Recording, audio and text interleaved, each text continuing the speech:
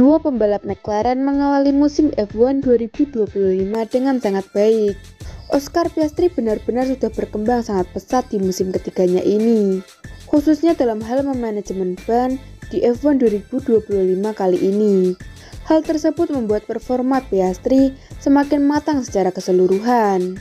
Oscar Piastri menunjukkan performa yang paling impresif dibandingkan pembalap-pembalap F1 yang lain. Berbicara soal satu hal yang membuat performa Piastri sangat baik di musim ini adalah kepiawaiannya dalam manajemen bannya sudah semakin lihai. Hal tersebut sangat penting bagi seorang pembalap untuk meraih hasil yang maksimal di setiap balapannya. Piastri pun menunjukkan kemajuan yang sangat pesat di musim ketiganya ini sehingga berdampak pada hasil akhir yang ia dapatkan. Kemenangan demi kemenangan terus ia rengkuh. Bukan tidak mungkin jika ia mampu terus tampil konsisten, gelar juara dunia bukanlah suatu angan-angan atau mimpi semata. Melihat cara Piastri dalam menguasai dan mengelola degradasi ban saat ini, tidak mungkin jika peningkatannya ini hanya berasal dari mobilnya saja.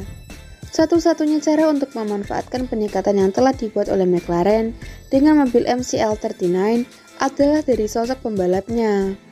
Peningkatan mobil MCL39 hanya terjadi ketika pembalap dapat memahami apa yang harus dilakukan dengan ban dan mobil.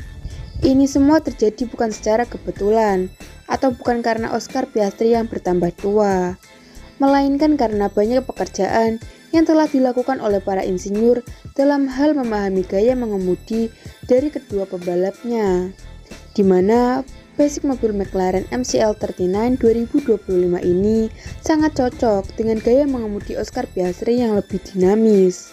Perbedaan utama dalam gaya mengemudi Lando Norris dan Oscar Piastri terletak pada preferensi keduanya terhadap tikungan dan manajemen ban. Norris lebih suka mengerem lebih awal untuk membawa kecepatan minimum yang tinggi saat melibas tikungan. Sementara Piastri lebih agresif dalam hal manajemen ban, terutama di trek yang memerlukan downforce rendah. Jadi secara umum, Norris lebih berfokus pada gaya mengemudi yang lebih teknis dan berusaha untuk mendapatkan keunggulan dalam satu putaran balapan. Sedangkan Piastri lebih fokus pada kemampuannya untuk bertahan dan mengambil keuntungan dalam situasi balapan yang dinamis. Hal itu sudah diperlihatkan oleh Oscar Piastri yang telah menunjukkan peningkatan dalam kepekaannya memanajemen ban sejauh ini selama musim Formula One 2025.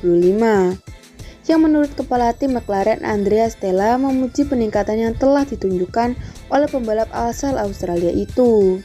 Salah satu kritik yang dilontarkan kepada Piastri dalam dua musim pertamanya di F1 adalah terkait kesenjangannya dengan Lando Norris.